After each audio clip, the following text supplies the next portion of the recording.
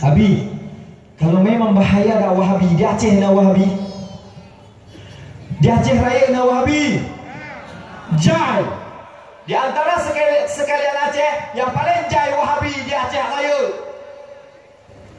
Lo dua perkenalkan diri mi, lo orang Aceh Raya, lo boleh orang, boleh berah. Lo ibu masjid lo ngah, lo murid Abu Afar lo ngah, lo murid Abu Diuladiki. Di Aceh besar paling banyak Wahabi. Hanya lengkung tempat-tempat. Awak dah pelajari ke? Salah satu tanda mereka adalah mengkafirkan orang-orang yang Islam. Tanda mereka ialah Islam ni.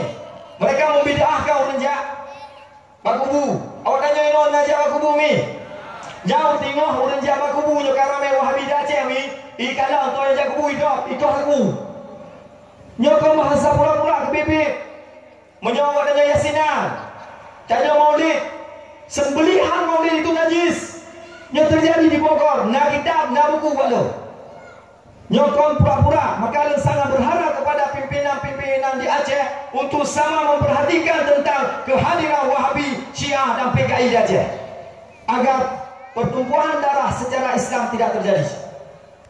Kemudian tanda Syiah dalam perkahli, awak kengkeng kepada sahabat Nabi, awak pekafir sahabat Nabi, awak pekafir urinong Nabi. Nyoledanya awak dah raga, nyoda urung ke Sayyidina Abu Bakar yang adalah urung ahli neraka bergehan. Nyoda urung ke Sayyidatina Aisyah itu pelacur bergehan. Nyoda perang letak ha. Yang balik nak dengar, kamu hanya berkelau, kamu hanya mendengar. Nyoda urung yang hina sahabat Rasulullah, urung hina urang ini Rasulullah, nyo puyah nak baca roh, nyo nak batek, aku nak batek, tanda keimanan kamu. Nyo nak parang, aku nak parang. Maka sebelum hal nyo terjadi, nyo kepada pimpinan-pimpinan di Aceh sangat diharapkan yang kena dino dan yang akan uku, nyo perkara penting. Kemudian saudara kaum muslimin yang dirahmati Allah Subhanahu Wa Taala, yang kepada nyo kawak dan nyo muda-muda habis catatan, kabi hafal. Visi misi bangsa Aceh yang keput.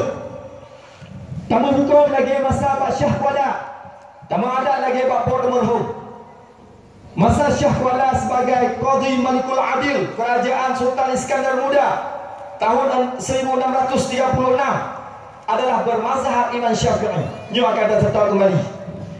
Kemudian yang kelima, Tanyo akan mengibarkan bendera roh di bawah panji Rasulullah sallallahu alaihi wasallam. Di bawah bendera La ilaha illallah Muhammadur Rasulullah. Walaupun yang itu adalah merah bintang bulan, tetapi hakikatnya di bawah bendera La ilaha illallah Muhammadur Rasulullah.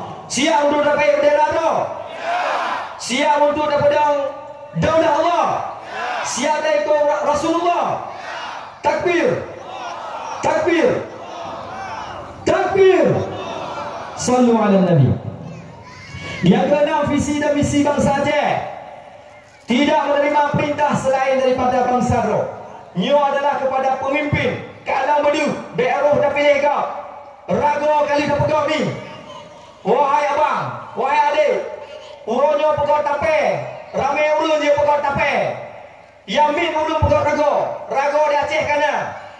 Yamin urun tempula bakaya, japot boh kaya ramai urun Nyo be salah pilih. Berdah pilih urun roh yang pegang tape, berurun roh yang jak pot-pot, agar tidak menerima perintah daripada selain bangsa roh. Dan terakhir yang ketujuh, visi dan misi bangsa Aceh adalah